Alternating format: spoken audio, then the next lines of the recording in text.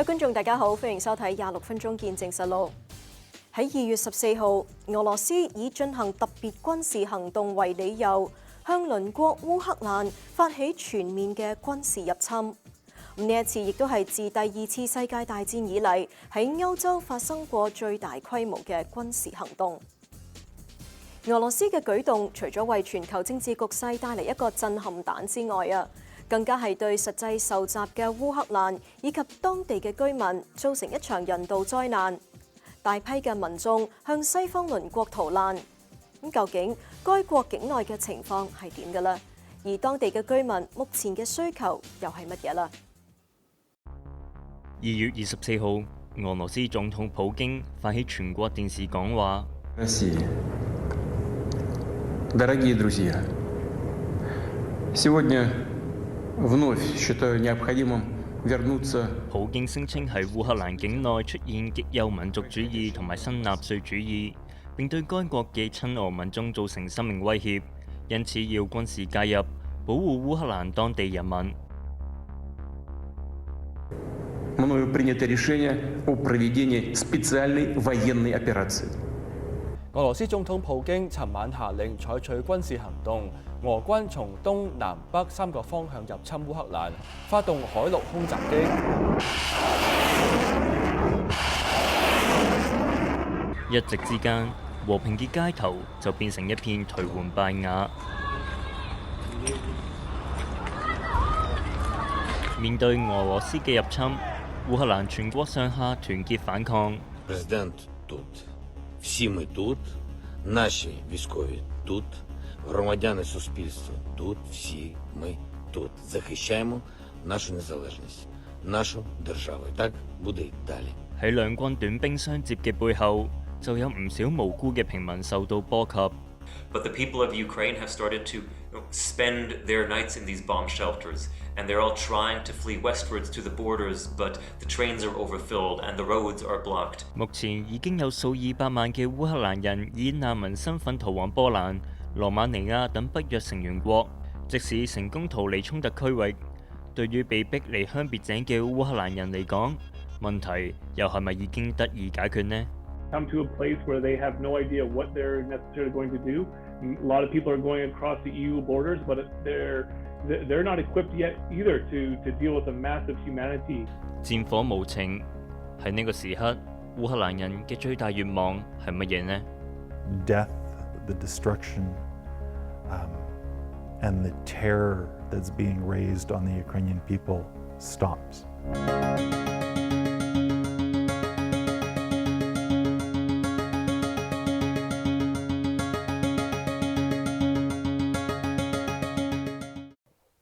Just before this all began, my wife and I and our 1-year-old son were traveling for almost 6 months, and the end of our travels was supposed to be spending a whole month or more with a family in Ukraine. Flat 喺10年前由烏克蘭嚟到溫哥華留學並且定居，喺去年底佢決定同家人展開半年嘅旅居生活，而喺今年嘅2月，佢就返到自己嘅祖國烏克蘭探望父母。原本 Flat 希望喺家鄉同家人享受天倫之樂，不過當佢返到基輔嘅時候，發現城市入邊已經彌漫住一股緊張嘅氣氛。There is no traffic jams, which isn't usual. Typically, it's much more packed, so you could see there's less people in the city. Some stores were kind of empty-ish, like it seemed like something is going wrong already. 隨住局勢變得越嚟越緊張，Flat 同埋太太決定提前喺2月14號離開烏克蘭。Flat 表示喺離開嘅時候，佢腦中突然閃過一個想法，今次可能係佢最後一次見到自己嘅家園。I felt that there is some chance that something bad might happen. So I remember just kind of walked around the house and made a video on my phone, and under other conditions, I would have never done something like that. So I'm glad I did. 離開烏克蘭之後 ，Flat 同埋太太停留喺泰國，作為返嚟本國嘅中轉站。而一如 Flat 嘅預料，離開之後嘅第10日，俄羅斯正式入侵烏克蘭。當時 Flat 同埋太太都非常震驚。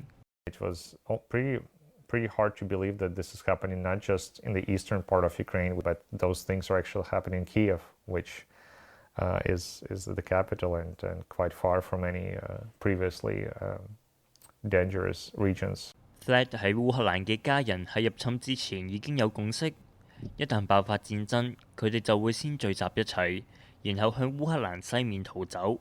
We knew they had to move. They need to. Most of them chose to leave their homes because of safety reasons, because they were very close to the action. So we didn't want to distract them. We knew they're already stressed as it is.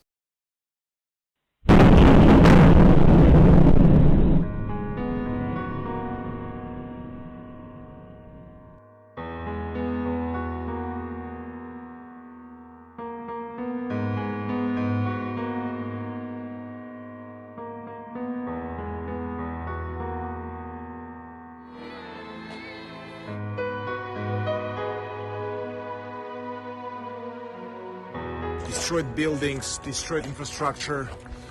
City bus just got hit by the rocket. Lives are getting lost. That's the war that Russia started. That's the city of Kiev. 除咗 Flat 嘅家人選擇向西方避難，需要離開嘅仲有呢52名位於基輔嘅孤兒。And this orphanage had talked to us about, I think, 3 weeks before the war started, just saying, listen, we have the possibility that we need to go. Chad Mans 係嚟自卑斯省嘅 Chilliwack。舊年7月，佢同烏克蘭裔嘅太太 Mary 返到烏克蘭西部生活。Chad 喺一間基督教援助組織工作，雖然該組織並唔係主要處理戰爭同埋人道災難嘅機構，不過由於喺當地服務咗一段時間，所以喺戰爭發生嘅時候，可以利用該機構嘅資源去協助戰爭嘅避難者。喺2014年，俄羅斯吞併烏克蘭港口城市克里米亞嘅時候 ，Chad 就曾經協助過呢間孤兒院撤離。8年後嘅依家，呢間孤兒院嘅孤兒再次面臨流離失所嘅命運。Chad 表示，其實喺事態越漸緊張嘅時候，孤兒院嘅負責人就已經打算離開。不過當時就遇到重重困難。Because the Ukraine was very much preaching calmness, they didn't want people to have mass exoduses at that time because the economy would just suffer so much just in case there was an invasion. They were caught in a very difficult place. And so the orphanage required a document for them to be able to leave and then travel to a different part. So they never received that. 不過喺危難之中，佢哋仍然有值得慶幸嘅地方。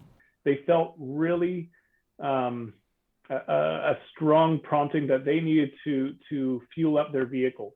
And so there's 52 orphans, plus there's the workers and their family, which was about 116 people. So they had 14 vehicles ready, all the caravans ready, all their supplies, food to go along with them for the journey.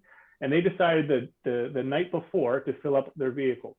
And then they heard the bombings, they heard the artillery, and that's when they quickly got into their vehicles and left. 而喺撤離嘅過程當中 ，Chad 同孤兒院一度失聯。They called us saying they're on their way. We didn't have contact with them for a few hours, and we had no idea if they were able to make it through. 最後孤兒院成功撤離，不過都要花上3日嘅時間，通過所有路障，到達 Chad 所在嘅城市。By the time that they reached us, we networked with another ministry that provided 50 beds, food, and shelter for them and looked after the 50. And the other remaining ones, we found a camp home that has a full kitchen. We sent a vehicle with all the food supplies, mattresses. 雖然一班孤兒暫時得到安置，但對 Chad 嚟講，親眼目睹呢啲情況，實在令佢心碎。One, they're orphans. That means people have left them, and there's people who are caring for them. And the only home that they actually knew, they had to leave it. Like they have to leave, and now they're going to another place that they don't know. How is that? Like how does that work for them? How does that help them? 除咗呢批孤兒之外 ，Chad 而家每日嘅工作都係接應從東面戰爭地區逃離嘅戰爭難民。不過 Chad 指出，即使難民逃到安全地區，但係佢哋都並唔清楚未來嘅路要點樣走落去。Where do you go from after that? Like there hasn't been a whole lot of time, and people are trying to flee. Some people can, some people can't. So yeah, it's hard to take. really, because you're seeing each vehicle, each person is having to leave everything they have to go to somewhere where they have no idea where they're going to go to. Можна було б, звичайно, не можна дуже багато казати. 究竟成功離開嘅烏克蘭人，佢哋嘅親身感受又係點樣嘅呢？ Я не можу відчувати такої щирої радості, тому що в мене є велика тривога за чоловіка і доньку. Tatiana Polikum 係 Fred 嘅媽媽，喺俄烏戰爭發生後嘅第20日。Tatiana 就由烏克蘭逃離到加拿大溫哥華同兒子團聚。 Мені добре, бо я знаходжуся у сім'ї свого сина і онука. І це для мене радість. Але важко знати, що робиться в Україні. Tatiana 回想起入侵發生嘅當日，距離佢哋幾乎屋企10公里以外已經受到炮火轟炸。佢哋原本都冇打算離開。 不過，當親眼目睹俄軍嘅戰機同埋軍隊，同埋烏克蘭嘅防衛軍都出現喺機庫入邊，佢哋就意識到佢哋有機會正身處喺主戰場嘅範圍。因此，當晚凌晨，佢哋就決定漏夜離開。不過，逃走嘅過程亦都並非一帆風順。 Але по дорозі ми і прочитали, і потім почули вибухи в районному місті в Калинівці, біля якого наш будинок знаходиться. І тому ми вирішили, що туди теж їхати небезпечно, і ми поїхали до родичів у Вінницю. В них вже були там їх знайомі, вони в підвалі теж ночували, бо боялися ночувати в поверхівках, там теж. Tatiana 同佢嘅丈夫同埋女兒喺親戚屋企停留咗一段時間之後，佢哋就決定前往鄰國摩爾多瓦。 其實原本喺入侵發生之前 ，Tatiana 都打算前往溫哥華協助兒子照顧孫仔。不過戰爭嘅出現將佢哋嘅計劃完全打亂。當佢哋喺摩爾多瓦安頓好嘅時候，喺考慮各種因素之後，佢哋就決定俾 Tatiana 先嚟到加拿大同兒子團聚。 І мені не хотілося кидати чоловіка в такому стані війни. У мене є ще донька, яка залишилася у Львові. Мені не дуже хотілося бути далеко від них, але коли ми зрозуміли, що це вже буде все довго і дітям потрібна допомога, то ми вирішили, що так буде краще, якщо чоловік залишиться в Україні разом з донею. 目前 Tatiana 嘅丈夫同埋女兒都返到烏克蘭嘅西面協助物資同埋其他支援工作。Tatiana 就非常擔心佢哋。 而 Fred 亦都表示，每隔一段時間就會同妹妹以短信聯繫，確保佢哋平安。 I exchanged voice messages with sister a few days ago, maybe last Thursday, just kind of asking her what she's doing, to be again like kind of least intrusive, just so she can do it when she has time. And it took her probably 2 days to get back to me. 雖然目前喺溫哥華有一個安全嘅居所，不過 Tatiana 表示，戰爭帶俾佢嘅陰霾仍然係揮之不去。 Але кожен раз, коли проїжджало якесь авто швидко, хоча б вночі або вдень, в мене так зжималося все тіло, тому що воно нагадувало мені всі ці бомбування, ракети. І до сих пір я, вже менше, але все рівно, якщо швидко проїжджає авто, то я весь час згадую про те, що в Україні. 而目前包含基輔等多個烏克蘭城市都受到俄軍嚴重破壞。Tatiana 表示，佢並唔希望永遠留喺加拿大，佢有信心佢可以返到自己嘅國家。 Бо я вже бачила паніку раніше, я знала, що треба просто спокійно робити якусь справу. Я просто ходила по будинку, збирала якісь цінні речі, щоб якщо будинок вціліє, то щоб вони залишились для нас. 自俄羅斯發起入侵以嚟，本國各處都有舉行多次嘅聲援烏克蘭嘅集會。咁究竟目前身在加拿大嘅烏克蘭人又係點樣去面對呢一次嘅事件呢？我哋下一節翻嚟再睇。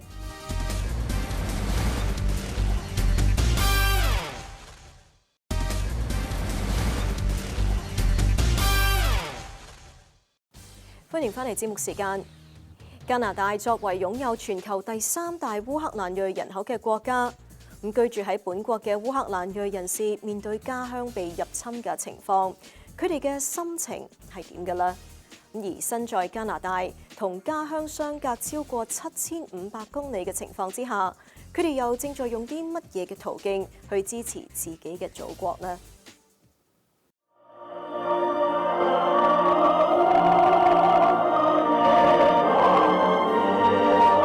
身在加拿大，心在烏克蘭，國歌一奏起，牽動咗好多人嘅悲傷情緒。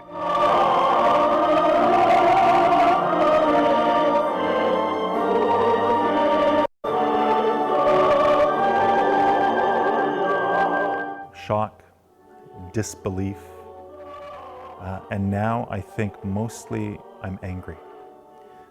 I'm angry at a lot of things.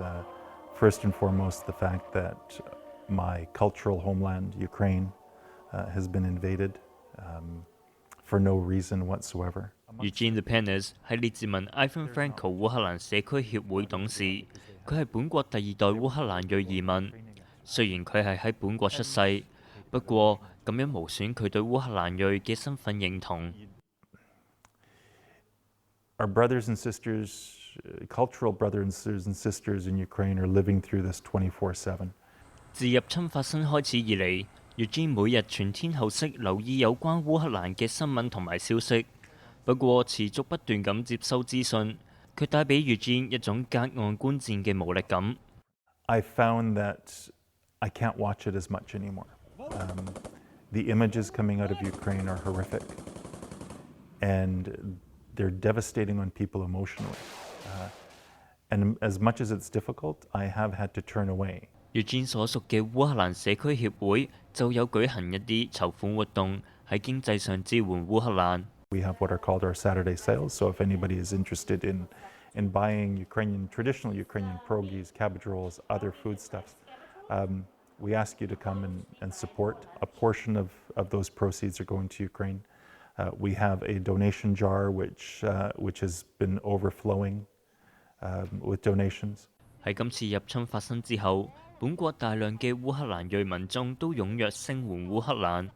而加拿大作為全球烏克蘭裔人口第3大嘅國家，其實本國嘅烏克蘭移民歷史可以追溯到19世紀。Initiated in the late 19th and the early 20th century because of famines, because of repression from Tsarist Russia, because also you have a large Jewish community coming from Ukraine at the time, because Jewish persecution of Jews and pogroms, and this immigration coincided with the period in which Canada was welcoming immigrants to settle in the prairies. So it's mainly coincidental, but it's led to the fact that at this point, 1 in 30 Canadians claims Ukrainian heritage. 所以包括Eugene打理嘅社區協會在內，多個本地烏克蘭裔社團就舉辦多場示威集會，以支持烏克蘭。Over Ukraine, close the sky.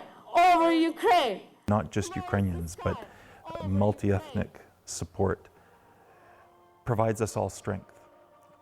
It provides us a knowledge that the world is with us. 不過喺本國舉行嘅集會，又點樣幫助到喺地球另一面嘅烏克蘭呢？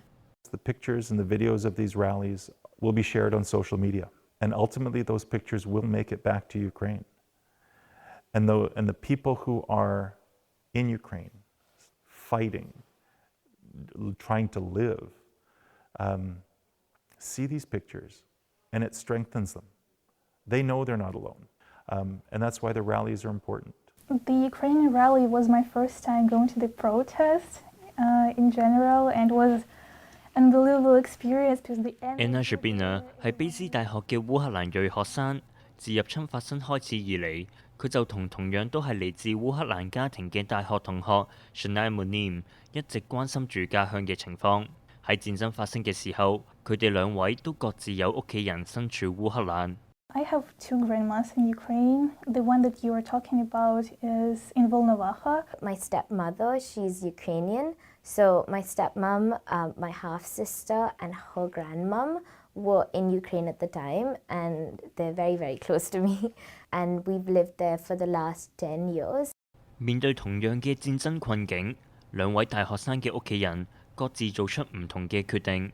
They were first supposed to go to Poland, but that did not happen because the train stations were a complete mess. So then they sought shelter from one of our friends in Ukraine, in Kyiv, and then they took a bus to Romania. And now, after everything, they are with my father in Dubai because luckily we have family there. So 有人選擇離開，亦都有人選擇留低。My grandmas told me that they are gonna stay. She says, I'm old, I have nothing to lose. I love my home, so and I'm sure that everything's gonna be okay. Anna 嘅祖母身在嘅城市位於頓涅茨克地區，即係其中一個受俄羅斯認可為獨立國家嘅地區。目前已經完全被親俄分子控制，所以祖母留低嘅決定，難免都會令 Anna 感到憂慮。So we've heard many news that Volnovakha was attacked severely, and there was no network, as generally in all Donetsk region. So we tried to contact in as many ways as we can. 喺當地通訊中斷之後 ，Anna 就未能夠聯繫上佢嘅祖母，直到有一次電話終於接通咗。不過接聽嘅並唔係佢嘅祖母。And we hear like a random man talking on her phone. We were a bit confused, like who is that? And he introduced himself, and my dad, who lived all his life in that village, never knew that person, never knew that name. And he started to speak in Russian, but in that village mostly people speak Ukrainian. 經過一輪擾攘之後 ，Anna 仍然未能夠同祖母對話。But they just put us on hold for 5 minutes, like, yeah, I'll give the phone to her, like, just wait. Then pause for 2 minutes. Then again, I'm coming. Pause for 5 minutes again.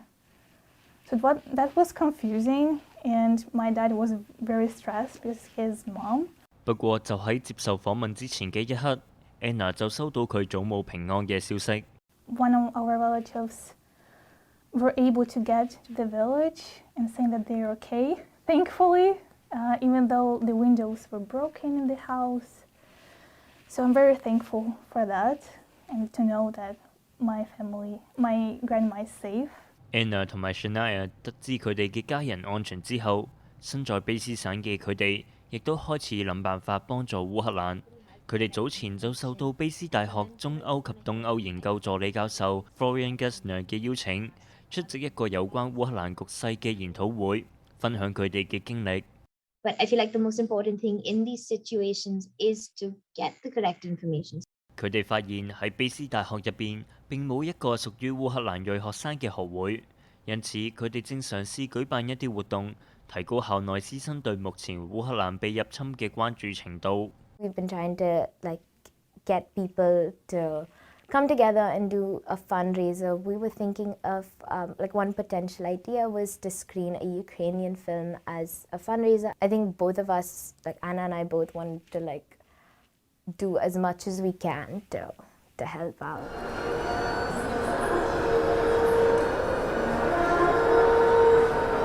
喺呢一晚，溫哥華嘅呢間教堂入邊，有唔少民眾前嚟參加一場支持烏克蘭嘅慈善音樂會。其實除咗身在家國嘅烏克蘭裔民眾熱心關注目前狀況之外，有嚟自各個範疇嘅本國團體都樂意透過唔同嘅形式支持烏克蘭。舉辦呢一場音樂會嘅溫哥華管弦樂團 Symphony 21就係其中之一。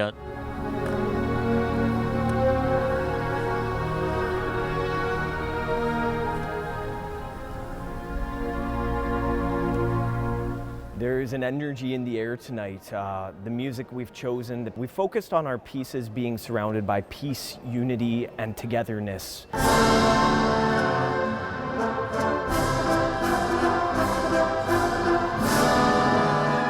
音樂會亦都有接受到場觀眾嘅捐款，當晚總共籌得超過2萬加元，所有款項將會全數捐到加拿大紅十字會烏克蘭人道災難援助項目。We all want to help in any way we can, and I know myself and many others like me have felt helpless in being able to help. We've felt that here in Canada, so far away from the destruction and terror that's happening to Ukraine, that we haven't been able to do anything. And I feel a bit guilty because I can't help my people. I feel helpless because I really want to help them.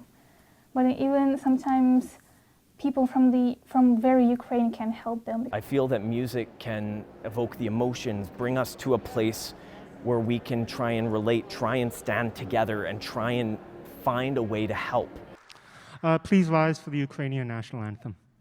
啱啱接應母親由烏克蘭嚟到溫哥華嘅烏克蘭裔移民 Fred 表示，烏克蘭國歌雖然喺19世紀中創作，不過歌詞完全反映咗烏克蘭人嘅核心價值，甚至非常適用於目前俄烏戰爭嘅困境。